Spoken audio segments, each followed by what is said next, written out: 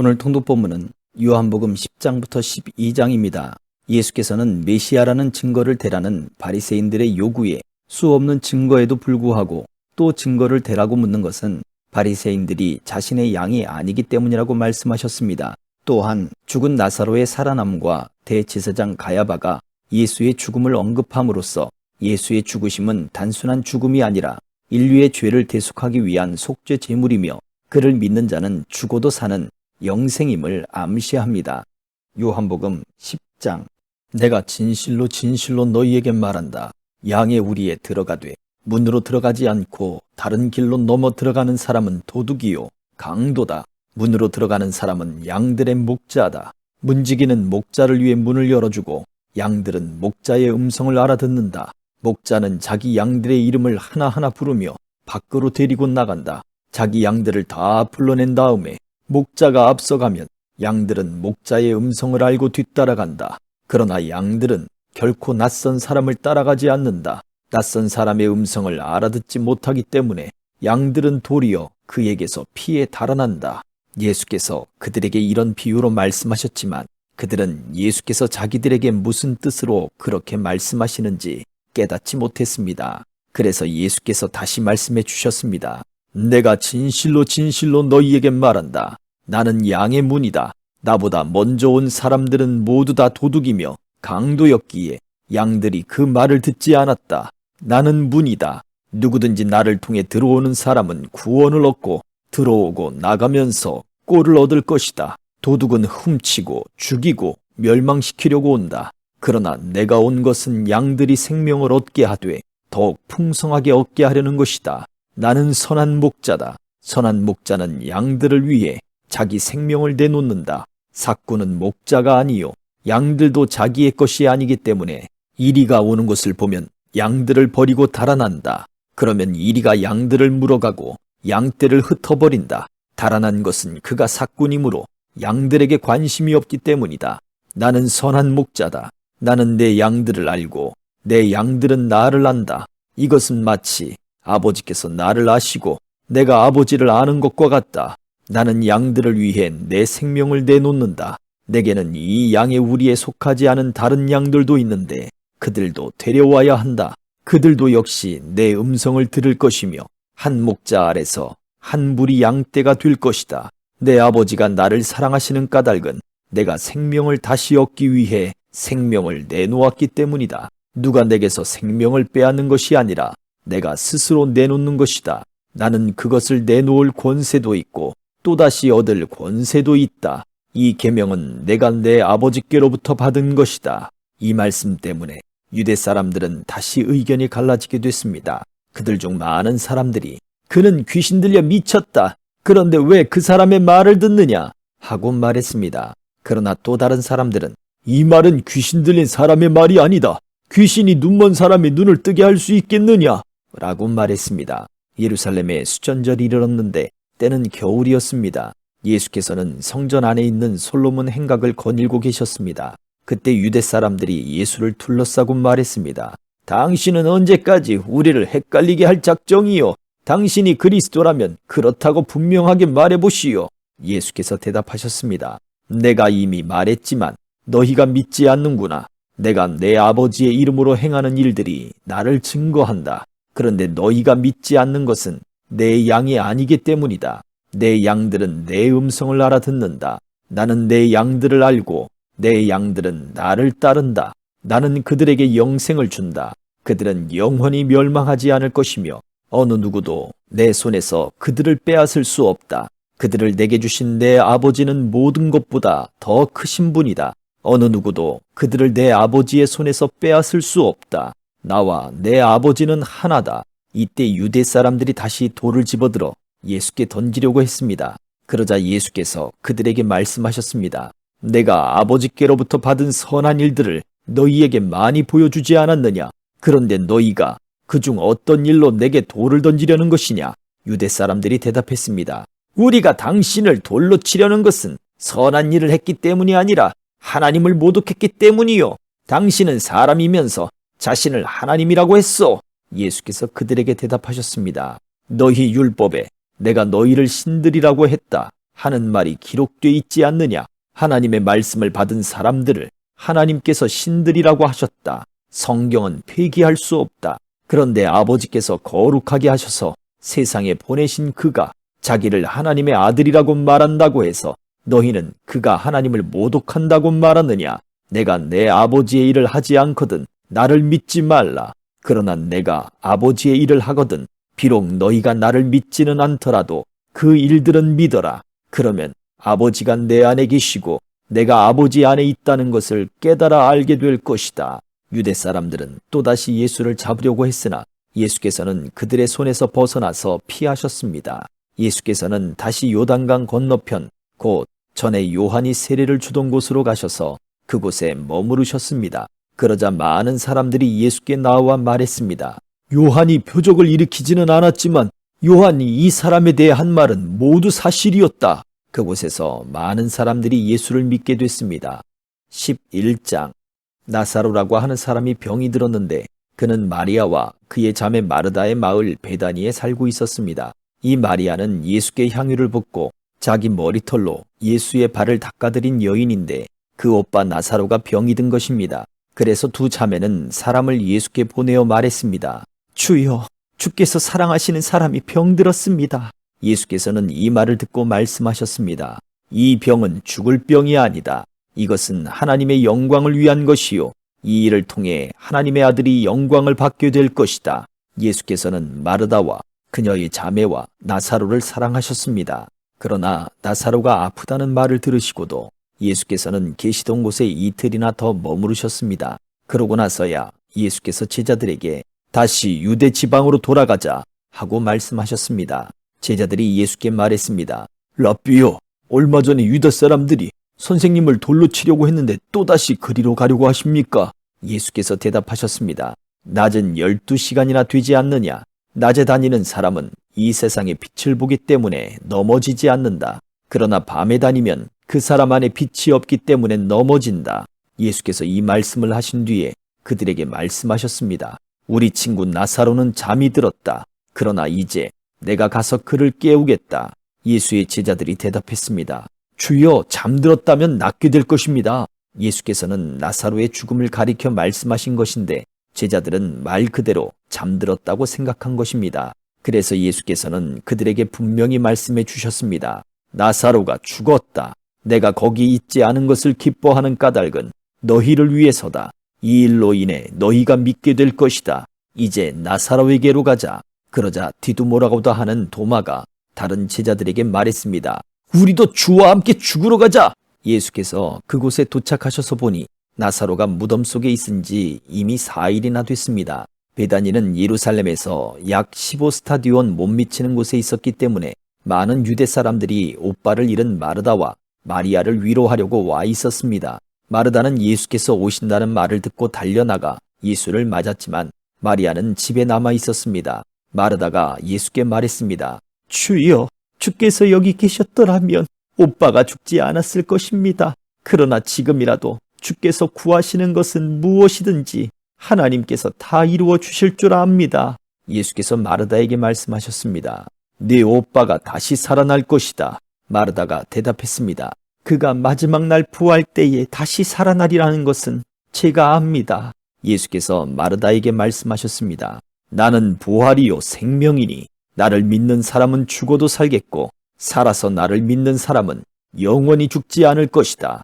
네가 이것을 믿느냐? 마르다가 예수께 말했습니다. 네 주여, 주는 세상에 오실 그리스도이시며 하나님의 아들이심을 제가 믿습니다. 마르다는 이 말을 하고 나서 돌아가 자기 동생 마리아를 불러 가만히 말했습니다. 선생님이 여기 와 계시는데 너를 부르셔. 마리아는 이 말을 듣고 급히 일어나 예수께로 갔습니다. 예수께서는 아직 동네에 들어가시지 않으시고 마르다가 마중 나갔던 그곳에 계셨습니다. 마리아와 함께 집안에 있으면서 그녀를 위로하던 유대 사람들은 마리아가 벌떡 일어나 나가는 것을 보고 통곡하러 무덤에 가는 줄 알고 따라 나섰습니다. 마리아는 예수께서 계신 곳에 이르러 예수를 보자 그 발 앞에 엎드려 말했습니다. 주여, 주께서 여기 계셨더라면 저희 오빠는 죽지 않았을 것입니다. 예수께서는 마리아가 흐느껴 우는 것과 따라온 유대 사람들도 함께 우는 것을 보시고 마음이 비통해 괴로워하셨습니다. 예수께서 말씀하셨습니다. 나사로를 어디에 두었느냐? 그들이 대답했습니다. 주여 와서 보십시오. 예수께서는 눈물을 흘리셨습니다. 그러자 유대 사람들이 말했습니다. 보시오, 그가 나사로를 얼마나 사랑하셨는지. 그러나 그들 중 어떤 사람은 이렇게 말했습니다. 눈먼 사람의 눈을 뜨게 하신 분이 이 사람을 죽지 않게 하실 수는 없었다는 말이요. 예수께서는 다시금 속으로 비통하게 여기시며 무덤 쪽으로 가셨습니다. 무덤은 입구를 돌로 막아놓은 동굴이었습니다. 예수께서 말씀하셨습니다. 돌을 옮겨 놓아라. 죽은 사람의 누이 마르다가 말했습니다. 하지만 주여, 그가 저기 있은 지 4일이나 돼 벌써 냄새가 납니다. 예수께서 말씀하셨습니다. 네가 믿으면 하나님의 영광을 볼 것이라고 내가 네게 말하지 않았느냐? 사람들은 돌을 옮겨 놓았습니다. 예수께서 하늘을 우러러 보시고 말씀하셨습니다. 아버지여, 아버지께서 내 말을 들어주신 것을 감사드립니다. 아버지께서는 언제나 내 말을 들어주신다는 것을 내가 압니다. 그러나 지금 이렇게 말하는 것은 여기 둘러서 있는 사람들을 위해서입니다. 아버지께서 나를 보셨다는 것을 그들로 하여금 믿게 하려는 것입니다. 예수께서 이렇게 말씀하시고 큰 소리로 외치셨습니다. 나사로야, 나오너라. 죽었던 나사로가 나왔습니다. 그의 손발은 배에 감겨 있었고 얼굴은 천으로 쌓여 있었습니다. 예수께서 그들에게 말씀하셨습니다. 그를 풀어주어 다닐 수 있게 하라. 마리아에게 왔던 많은 유대 사람들이 예수께서 하신 일을 보고 예수를 믿게 됐습니다. 그러나 그중 몇몇 사람은 바리새파 사람들에게 가서 예수께서 하신 일을 알려주었습니다. 그러자 대제사장들과 바리새파 사람들은 공회를 소집해 말했습니다. 이 사람이 많은 표적들을 행하고 있으니 우리가 어떻게 하면 좋겠습니까? 만약 이대로 내버려 두었다가는 모든 사람이 그를 믿게 될 것입니다. 그러면 로마 사람들이 와서 우리의 땅과 민족을 빼앗아 버릴 것입니다. 그러자 그중 가야바라는 그 해의 대제사장이 말했습니다. 당신들은 아무것도 모르고 있어. 한 사람이 백성들을 위해 죽어서 민족 전체가 망하지 않는 것이 당신들에게 유익한 줄을 깨닫지 못하고 있어. 이 말은 가야바가 스스로 한 것이 아니라 그 해의 대제사장으로서 예수께서 유대 민족을 위해 죽게 될 것을 예언한 것이었습니다. 또한 유대 민족뿐만 아니라 흩어진 하나님의 자녀들을 모아 하나 되게 하기 위해 죽으실 것을 예언한 것이었습니다. 그날로부터 그들은 예수를 죽이려고 음모를 꾸몄습니다. 그래서 예수께서는 유대 사람들 가운데 더 이상 드러나게 다니지 않으셨습니다. 거기에서 떠나 광야 가까이에 있는 에브라임이라는 마을로 가서 제자들과 함께 머무르셨습니다. 유대 사람의 유월절이 다가오자 많은 사람들이 유월절이 되기도 전에 자신의 몸을 정결하게 하려고 시골로부터 예루살렘에 올라왔습니다. 사람들은 예수를 찾으면서 성전에 서서 서로 말했습니다. 어떻게 생각하시오? 그분이 유월절에 오시지 않겠소? 그러나 대제사장들과 바리새파 사람들은 예수를 붙잡으려고 누구든지 예수께서 계신 곳을 알면 반드시 자기들에게 알려야 한다는 명령을 내렸습니다.